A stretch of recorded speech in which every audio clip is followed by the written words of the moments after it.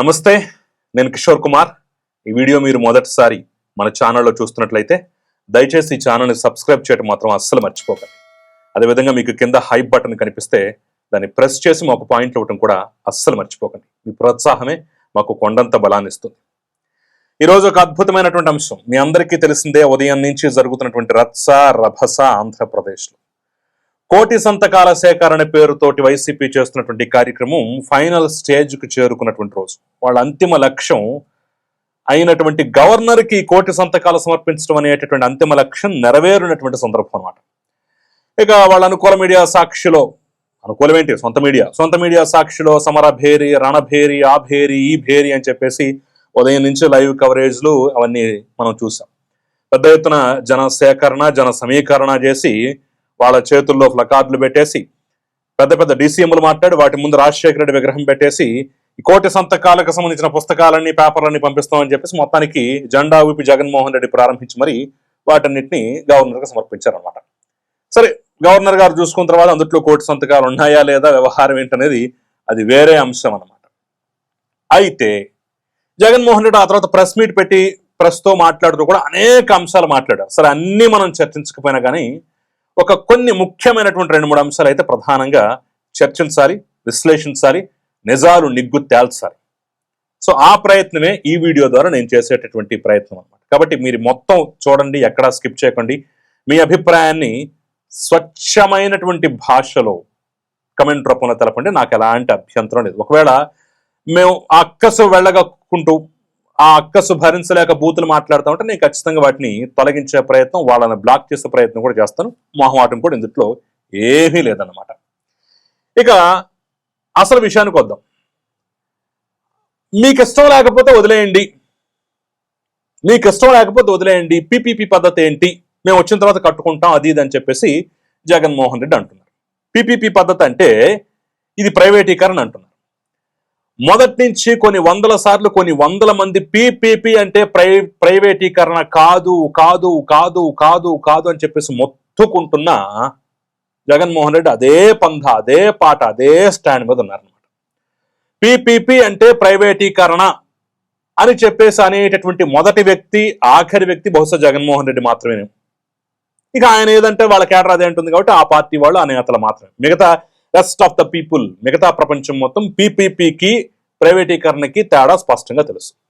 సరే, చెప్పుకుంటూ పోతే అది పెద్ద ప్రహసనం అన్నమాట. అందులో సింపుల్ కొన్ని విషయాలు చెప్తా.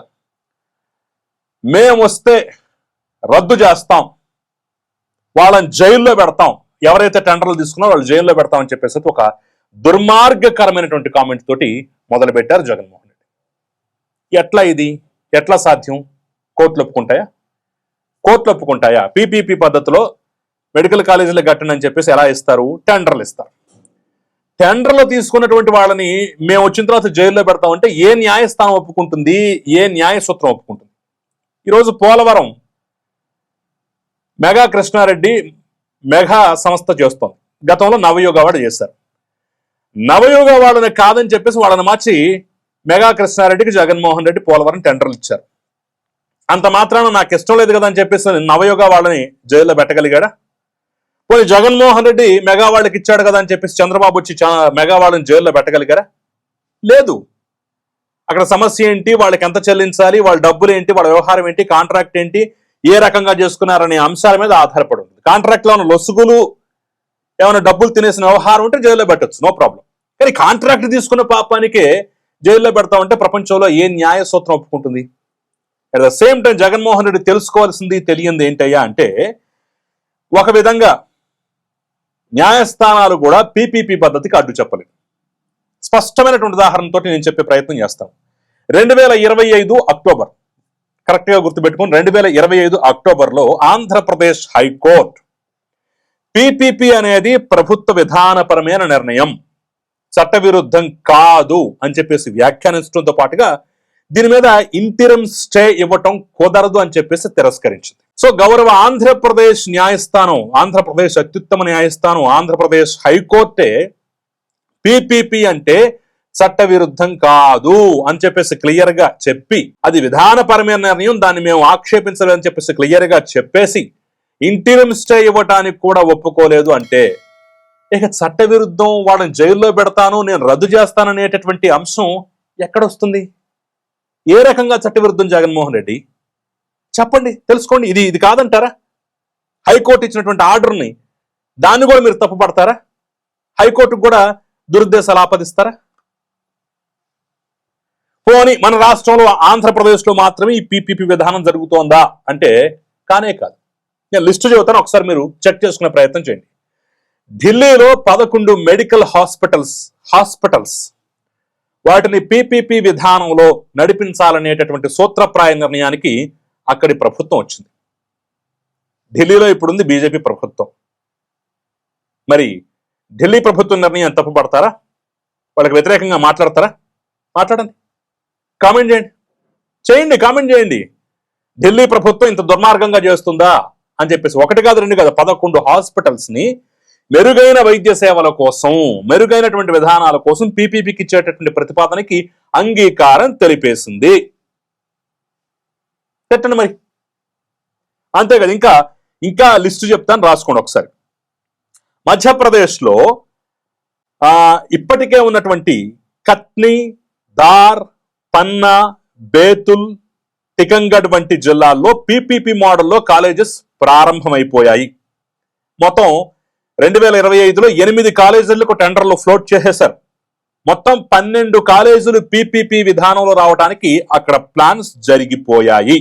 అంటే రాష్ట్రంలో ప్రతి జిల్లాకు మెడికల్ కాలేజీని అందుబాటులో తీసుకొచ్చేటటువంటి లక్ష్యంతో 12 కాలేజీలని పీపీపీ మోడల్లో తీసుకురావడానికి మధ్యప్రదేశ్ ప్రభుత్వం అంగీకరించింది, ప్లాన్లు చేసుకుంది, టెండర్లు కూడా ఫ్లోట్ చేసింది. మళ్ళీ చెప్తాను, కత్ని, దార్, పన్నా, బేతుల్, టికంగఢ్ వంటి జిల్లాల్లో పీపీపీ మోడల్లో కాలేజీలు ప్రారంభం కొన్ని ప్రక్రియలో ఉండిపోయాయి. మధ్యప్రదేశ్ ప్రభుత్వానికి తల లేదా, మెదడు లేదా? అక్కడ ముఖ్యమంత్రి మెదడు లేని వాడా? మీకన్నా ఏమీ తెలియనటువంటి వాడా? విమర్శించండి, మరి వాళ్ళని కూడా విమర్శించండి. అంతేకాదు, గుజరాత్లో ఇప్పటికే Gujarat Adani institute of sciences GAIMS భుజ్లో పీపీపీ మోడల్లో ఆల్రెడీ నడుస్తోంది. అదానీ మీకు స్నేహితుడే కదా, అట్టట్టా తీసుకుంటావాయా, పేదలకి వైద్యం అందకుండా చేస్తామని చెప్పేసి తిట్టండి, ఫోన్ చేయండి, మాట్లాడండి. అంతేకాదు, GMERS Gujarat medical education and research society కాలేజీలు చాలా వరకు పీపీపీ సెమీ గవర్నమెంట్ మోడల్లో ఇప్పటికే నడుస్తున్నాయట గుజరాత్లో. ఇటీవల 9 కొత్త brownfield medical college Veraval, Botad, Jam Khambhalia, Nadiad వంటి జిల్లాల్లో పీపీపీ మోడల్లో రాబోతున్నట్టుగా గుజరాత్ ప్రభుత్వం ప్రకటించింది. ఇప్పటికే దహేద్, భరూచ్, ఆమ్రేలి ఇవి గుజరాత్లో ఉన్న జిల్లాలు. ఈ జిల్లాలో బ్రౌన్ ఫీల్డ్ పీపీపీ కాలేజీలు ఆల్రెడీ నడుస్తూ ఉన్నాయి. గుజరాత్ ప్రభుత్వాన్ని తప్పుపడతారా? నరేంద్ర మోదీ సొంత రాష్ట్రంలో ఇంత దుర్మార్గం అని చెప్పేసి కామెంట్ చేస్తారా? చేయండి, మాట్లాడండి. ఎందుకు ఆంధ్రప్రదేశ్లో చంద్రబాబు గవర్నమెంట్ మీద 1 కోటి సంతకాలు వచ్చేమో జాతీయ స్థాయిలో చేయండి. మరి వాళ్ళకి బ్రెయిన్ లేదా? వాళ్ళు రాజకీయవేత్తలు కాదా? వాళ్ళు ప్రభుత్వం నడపట్లేదా? మాట్లాడతారు. కర్ణాటకలో ప్రభుత్వ మెడికల్ కాలేజీ లేని 11 జిల్లాల్లో తుముకూర, దావణಗೆರೆ, చిత్రదుర్గ, బాగల్కోటೆ, కోలార్, దక్షిణ కన్నడ, ఉడిపి, బెంగళూరు రూరల్, విజయపుర, విజయనగర, రామ్నగర పీపీపీ మోడల్లో కొత్త మెడికల్ కాలేజీలు ఏర్పాటు చేయాలని ఆల్రెడీ ప్రభుత్వం ప్రణాళికలు సిద్ధం చేసేసింది. ఈ మోడల్కు అక్కడ ఏమన్నా కొంత వ్యతిరేకత ఉన్నా సరే అధిగమించి ముందుకు పెడతామని చెప్పేసి నిర్ణయం తీసుకుంది. ప్రభుత్వం యొక్క ఆర్థిక భారం తగ్గించడం, గ్రామీణ ప్రాంతాల్లోనే హెల్త్ కేర్ ని మెరుగుపరచడం అనేటటువంటి లక్ష్యంతో మేము ఈ మోడల్ తెచ్చుకుంటామని చెప్పేసి కర్ణాటక ప్రభుత్వం సగర్వంగా ప్రకటించింది. అక్కడ బీజేపీ ప్రభుత్వం కాదు కదా, కాంగ్రెస్ ప్రభుత్వం ఉంది కదా. అంటే అటు బీజేపీ వాళ్ళు, ఇటు కాంగ్రెస్ వాళ్ళు అందరూ వాళ్ళ రాష్ట్రాల్లో పీపీపీ అనే మోడల్ తోటి వెడుతుంటే ఒక్క ఆంధ్రప్రదేశ్ లో ఉన్నటువంటి ప్రభుత్వం మీద జగన్మోహన్ రెడ్డికి వ్యతిరేకత. ఈ మోడల్ కరెక్ట్ కాదు, పీపీపీ అంటే ప్రైవేటైజేషన్. మరి అక్కడెక్కడ లేదే, ఆ రాష్ట్రాల్లో ఎక్కడ ప్రైవేటైజేషన్ అని చెప్పేసి ఎక్కడ ఎవరో మాట్లాడలేదే, ఎక్కడో కామెంట్ చేయలేదే. అంతెందుకు, నిన్నగాక మొన్న parliamentary standing committee PPP model ఒక ఆప్షన్ గా ఎంచుకోండి మెడికల్ కాలేజీల అంశంలో అని చెప్పేసి స్టాండింగ్ కమిటీ ఇచ్చింది. అదే స్టాండింగ్ కమిటీలో మీ తిరుపతి ఎంపీ గురుమూర్తి ఉన్నాడు, గుర్తులేదా? ఆయన కూడా సంతకం పెట్టాడు. మరి అంత వ్యతిరేకించే వాళ్ళైతే ముందు గురుమూర్తిని ఎందుకున్నావు ఈ కమిటీలో, ఎందుకు అనుకూలంగా సంతకం పెట్టామని చెప్పేసి మొదటగా అతన్ని పీక్ అవతల పడేయండి, పార్టీలోంచి తీసేయండి, సస్పెండ్ చేయండి, ఆ తర్వాత మళ్ళీ మాట్లాడాలి. నిన్నగాక మొన్న నిర్మలా సీతారామన్కి మీ ఎంపీలు, మీ రాజ్యసభ బాబాయ్ సూపర్ స్వామి సుబ్బారెడ్డి గారి ఆధ్వర్యంలో అందరూ వెళ్ళి రిప్రజెంటేటివ్ ఇస్తే పీపీపీ అని చెప్పేసి అందుట్లో రాసింది మీరు ప్రైవేటీకరణ అంటున్నారు, అసలు ప్రైవేటీకరణ అంటే పీపీపీ కాదు, పీపీపీ అంటే ప్రైవేటీకరణ కాదని చెప్పేసి వాడు పెద్ద క్లాస్ పీకింది. అలాగే మేడం అని చెప్పేసి అక్కడ మాట్లాడటం, మళ్ళీ బయటకు రావడం, ప్రస్తుతం వేరే రకంగా మాట్లాడటం. ఇది వ్యవహారం. అంటే నేను ఇన్ని ఉదాహరణలు చెప్పాను. ఢిల్లీలో 11 హాస్పిటల్స్ ని పీపీపీకి ఇవ్వడానికి అక్కడ ప్రభుత్వం నిర్ణయం తీసుకుంది. ఉత్తరప్రదేశ్లో ఇంకా ఇందాక చెప్పడం మర్చిపోయి, ఉత్తరప్రదేశ్లో బల్లియా, చిత్రకూట్, రాంపూర్ జిల్లాల్లో మెడికల్ కాలేజీలని కూడా, ఆ 3 జిల్లాల్లో మెడికల్ కాలేజీలను కూడా ప్రభుత్వం పీపీపీకి ఇచ్చేందుకు సూత్రప్రాయంగా నిర్ణయం తీసేసుకుందనమాట. ఉత్తరప్రదేశ్లోను, కర్ణాటకలోను, మధ్యప్రదేశ్లోను, గుజరాత్లోను, ఉత్తరప్రదేశ్లో బీజేపీ ఉంది, గుజరాత్లో బీజేపీ ఉంది, మధ్యప్రదేశ్లో బీజేపీ ఉంది, కర్ణాటకలో కాంగ్రెస్ ఉంది. అయినా సరే పార్టీలకు అతీతంగా అక్కడ పీపీపీ మోడల్ మాకు సమంజసమే అని చెప్పేసి మనకన్నా ఎక్కువ సంఖ్యలో అక్కడ పీపీపీలో ఇస్తుంటే ఒక్క ఆంధ్రప్రదేశ్కు మాత్రమే జగన్మోహన్ రెడ్డికి ఇబ్బంది. ఎవరన్నా టెండర్లు పాడుకుంటే వచ్చిన తర్వాత వాళ్ళని తీసుకెళ్లి ఈ జైల్లో పెడతారు. ఎట్లా? ఏ లా పాయింట్ ప్రకారం పెడతారు? ఏదైనా ఒక ప్రాజెక్టుకో ఇంకో కార్యక్రమానికి టెండర్ వేస్తే నాకు నచ్చలేదు కదా అని చెప్పేసి వచ్చేసి జైల్లో పెట్టేయటమే. కోర్టులు చూస్తూ కూర్చుంటాయా? కోర్టే క్లియర్ గా చెప్పింది, మళ్ళీ రిపీట్ చేస్తున్నాను, 2025 అక్టోబర్లో పీపీపీ అనేది ప్రభుత్వ విధానపరమైన నిర్ణయం, చట్టవిరుద్ధం కాదు అని చెప్పేసి ఇంటరిమ్ స్టే ఇవ్వటానికి తిరస్కరించింది ఆంధ్రప్రదేశ్ గౌరవ హైకోర్టు. ఇదే అంశం మీద ఒక పిల్ కూడా సుప్రీంకోర్టులో వేస్తే లగ్జరీ లిటిగేషన్ అని చెప్పేసి డిస్మిస్ చేసేసింది. ఇదే అంశం మీద సుప్రీంకోర్టులో పిల్ దాఖలైనా సరే లగ్జరీ లిటిగేషన్ అని చెప్పేసి ఏకంగా దాన్ని డిస్మిస్ చేసేసింది సుప్రీంకోర్టు. మరి ఇన్ని ఉదాహరణలు, ఇన్ని దృష్టాంతాలు ఉన్నా సరే ఇంకా ప్రైవేటీకరణ, ప్రభుత్వ వైద్యం, పేదల హక్కు. ఈ పీపీపీ వస్తే పేదలకి వైద్యం అందదని ఎవరు చెప్పారు? నిర్వహణ మాత్రమే వాళ్ళ దగ్గర ఉంటుంది, మిగతా అన్ని వాళ్ళ జుట్టంతా ప్రభుత్వం చేతిలోనే ఉంటుంది.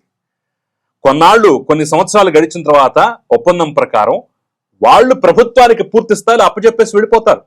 శాశ్వతంగా వీళ్ళ చేతుల్లో ఉండదు. అదే పీపీపీ మోడల్. అంతెందుకు, నీతి ఆయోగే పీపీపీ మోడల్ని వాళ్ళు ప్రజెంట్ చేస్తున్నారు, వాళ్ళు రికమెండ్ చేస్తున్నారు. National medical commission PPP model ఆమోదయోగ్యమే, మీరు ఇందుట్లో వెళ్ళండి అని చెప్పేసి వాళ్ళంతా రికమెండ్ చేస్తున్నారు. మరి నీతి ఆయోగ్ కన్నా మనకి ఎక్కువ తెలుసా? నేషనల్ మెడికల్ కమిషన్ కన్నా మనకి ఎక్కువ అంశాలు తెలుసా? వాళ్లే పీపీపీ మోడల్ బెస్ట్ రా బాబు, తీసుకుంటారా బాబు, ఇంప్లిమెంట్ చేసుకుంటారా బాబు అని చెప్పేసి చెప్తుంటే, అబ్బే పీపీపీ అంటే ప్రైవేటీకరణ, మాకు కుదరదు అని చెప్పేసి ఎట్లా మాట్లాడతారు? పైకి ఇది స్కామ్ అంట, 1,00,000 కోట్ల స్కామ్ అని చెప్పేసి గుడివాడ అమర్నాథ్, అంబటి రాంబాబు, ఇంకా గోరంట్ల మాధవ్ వంటి వాళ్ళు మాట్లాడటం, అది ఫుల్ పేజ్ ఆర్టికల్ అయ్యటం ఈరోజు సాక్షిలో కూడా సంభవించింది.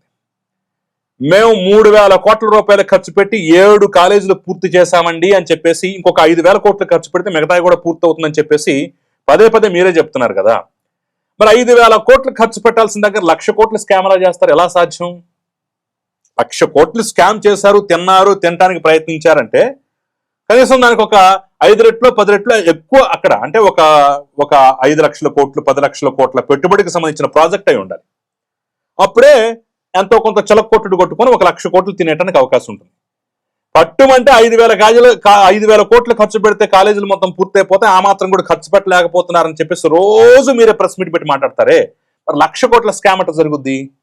ఎలా సాధ్యం అది? 5,000 కోట్లు పెట్టాల్సిన చోట 1,00,000 కోట్లు అట్లా తినగలరు? ఎలా సాధ్యం అది? 5,000 కోట్లు ఖర్చు పెట్టాలన్న చోట ఒక 100 కోట్లు 1000 కోట్లు తినేశారంటే లాజిక్. 1,00,000 కోట్లు ఎట్లండి?